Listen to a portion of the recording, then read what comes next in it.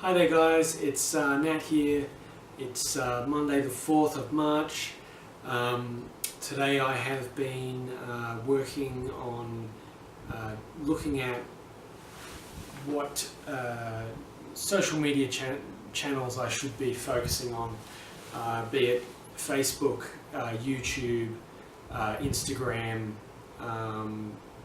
LinkedIn, what have you. Someone asked me a really sort of valid question about what channels were my audience really going to be on, what social media platforms are they using. And I think it's a really interesting question because I don't think that they're necessarily producing a lot of content, but I'm definitely sure that they would be amongst the people who are consuming content on those platforms, but they wouldn't count themselves as probably daily users. They might be on there once a week or once a month to check in on what their family's up to and that sort of thing. So I really have been thinking about, well, how do I reach those people on those platforms? Like with Facebook and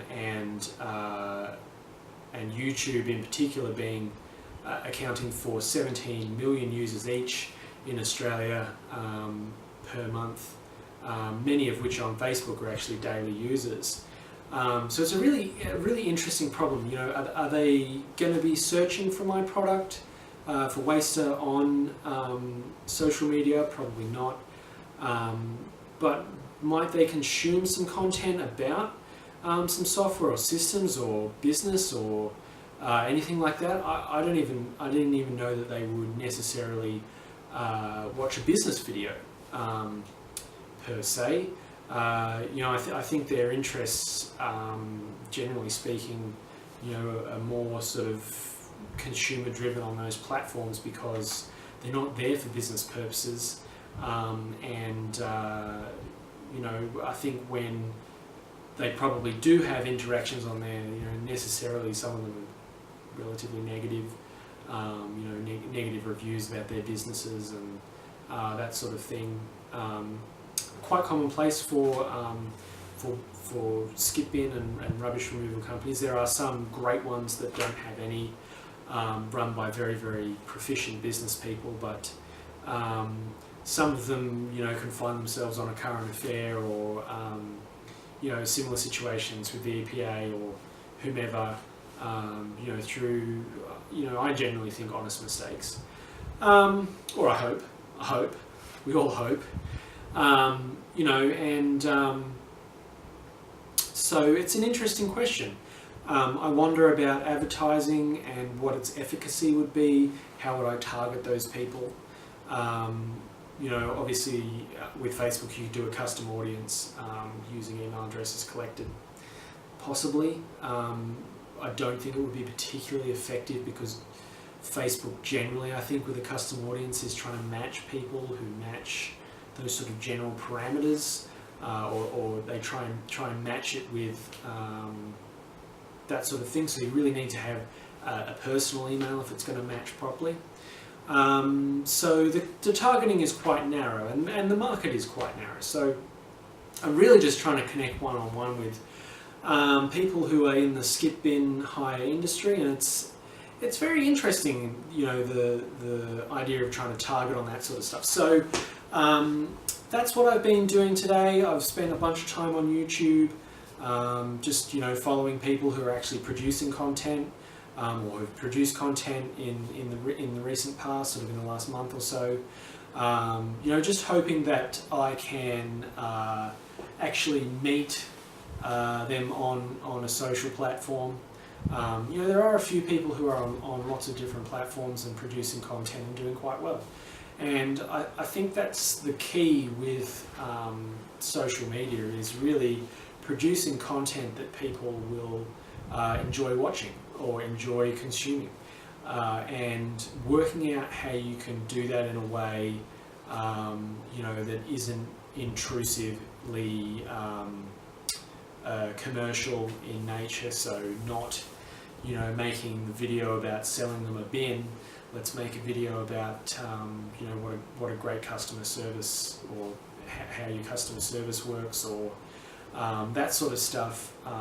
You know, even functional videos that are just about, well, okay, here's a bin, this is how we suggest you load it. You know, there's a few guys out there just, you know, generally showing, you know, how customers have loaded their bins, and you know, one in particular is kind of like, aren't they rat bags? You know, they've overfilled their bin. You know, I kind of looked at his content and commented, you know, let's add some drama here and put the customer in the shot too. You know, because he's saying, you know, let's make them famous. Well, you know, the kind of content that would be more likely to actually get some viewership would be, you know, if you had the customer on the phone using expletives at you and carrying on like they do, when you tell them, no, you've overloaded your bin and I'm either going to have to charge you extra, I'm going to come back with another bin, or I'm going to have to take some off the top and leave it here. You know, you take your pick. You know, and these aren't people who have ordered small bins, they're very big. And so when they're overloaded, it's either just because they've been you know, casual about how they put the waste into the bin, they've just chucked it all in there. It's not the best way to load a bin because you just end up with lots of empty space. What you want to do is be very organised and meticulous about how you load it, so you get the maximum amount of stuff into the bin. But if you don't do that and you overload it and it's flying over the top, it's not a legal load to carry. So when the guy shows up, he's pissed.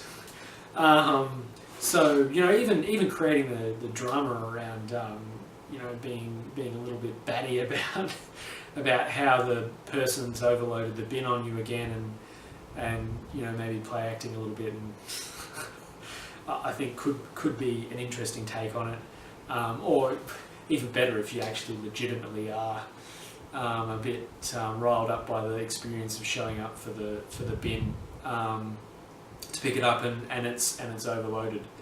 You know, I think it's a messy business. It's a messy business, so it's okay.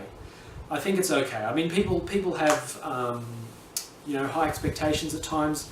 You know, oh, you're going to show up at, you know, 8:30 on the dot to deliver my bin, or you know, even if they want a 15-minute window, you know, often it's actually just not possible to tell 4 days out whether you're going to do that or not.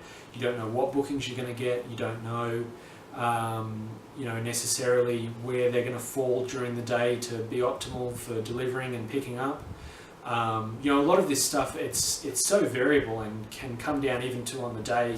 You know, if you get an extra booking from a good customer and you want to just take a bin straight out to them, it could mean that other people have to wait. And you know, these are the variabilities that people sort of haven't really accounted for, and it's very difficult in the industry. I mean, some of you may know that I used to sell other people's services. It's incredibly difficult to get people to commit to do stuff, because they know that they're going to have things that are going to get slotted in different ways, and you just have to live with that. So yeah, anyway, it's really interesting looking at some of the content that people have put out there. There's some great videos where people are just, you know, showing loading and unloading a bin. Massively useful to see how that is and understand how big the trucks are, how big the bins are, you know, how much stuff you can get them. So that's really cool. So big thank you to everyone who has put stuff out there on YouTube. You know, it's really great content, and I have enjoyed, you know, watching it and commenting on it. So if I've commented on your video, then I would love a subscribe or a comment back. You know, I always do subscribe to videos of people who are posting that sort of media, because it's interesting. It really is interesting looking at the different styles of morel loaders and hook loaders. You know, people who have got newer style trailer bin loaders and unloaders. You know, I only saw one video of those. There's some really fantastically unique trucks out there that have been purpose built. There's a guy up in Newcastle who's got a side lift skip loader, and every time I saw him running around with it, I just thought, you know, what a magic solution to unloading on the side of the road is to actually have a side loader. You don't see a real lot of those, so you know, again, another hugely interesting truck. So there we have that. Ran around delivering cars and stuff. My wife had to put her car in for a service.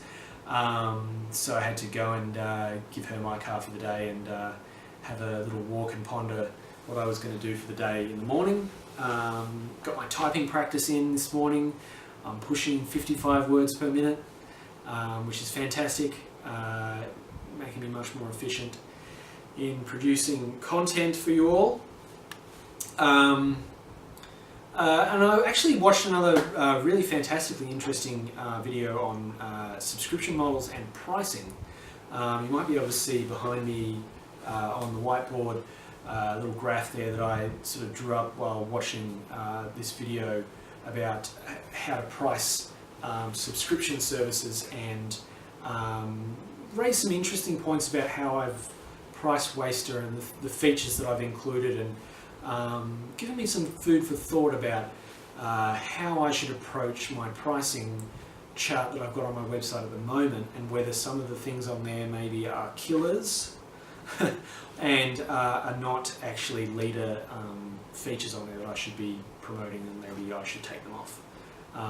Things like cloud hosting and that sort of stuff, I think may actually just be a bit wanky. I don't know. You tell me what you think. Comment below. I'd love a subscribe. Anyone watching this, look, I'd love to hear from you. Hit the like button, hit the subscribe button, punch me out a comment. Yeah, cool. I'll see you all tomorrow.